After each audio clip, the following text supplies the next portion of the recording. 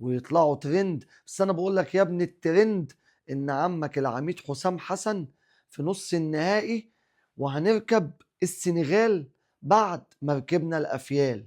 وانا بقولها لك التامنة قريبا في القاهرة ان شاء الله. حسام حسن ورجالة منتخب مصر، الرجالة مش هيرجعوا الا بيها. ولا عزاء للشماتين واللي عايزين منتخب مصر يخسر عشان خاطر يشمتوا في حسام حسن، اللي انا بقول لك شكل ربنا يديها لك يا عميد ان انت تكسب البطولة وتخرس كل الألسنة. بجد أداء ولا أروع، وتلات تجوان للمزاج. جون منهم جه في أول 3 دقايق وكام ثانية من أسرع جوان في البطولة ككل. تاني جون لرامي ربيعة، التالت أسيست عالمي من إمام عاشور لمحمد صلاح. كل لعيبة مصر النهاردة كانت رجالة. مش هنتكلم عن الأخطاء، مش هنتكلم عن أي حاجة تانية، ومش هنتكلم عن لعيب بعينه.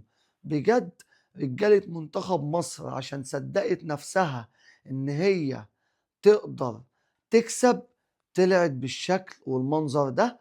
وكذلك الأمر لما تاخد البطولة هيقدروا يفهموا فعلا إن هم بيلعبوا لفريق شايل على تيشيرته 7 نجوم، ومن أقوى وأعلى الفرق اللي خدت البطولة على مر العصور.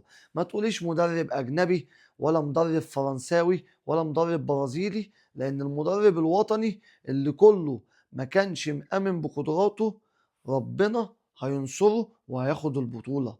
وأنا بقولها لك الأداء اللي احنا شفناه النهاردة ده ما شفناهوش ولا مع مدرب أجنبي ولا مع مدرب هندي حتى. كنا بنفضل ندعي ونفضل متعادلين طول الماتش، وممكن تنام لك ساعة في الماتش وتصحى هو كام. لا احنا وقت إضافي. طيب ربنا يسهل، تصحى تلاقي نفسك عديت الدور اللي بعده بالتساهيل وبالدعوات. ما كنتش بتقدم الأداء ده، والأداء اللي احنا شفناه النهاردة ده ومن أول البطولة ما كانش باين من أيام منتخب أبو تريكة، والمنتخب اللي احنا ما شفناش بعديه لغاية النهاردة كروح وإصرار وعزيمة ولعب غير في البطولة دي. وكل الناس شافت وعرفت إن الجيل الذهبي إن شاء الله هيرجع من جديد على يد مدرب وطني، والتامنة إن شاء الله في القاهرة، وهنفرح كل المصريين. مبروك لكل المصريين، ومبروك لعيبة منتخب مصر، وكل الدعم ليك يا عميد. سلام.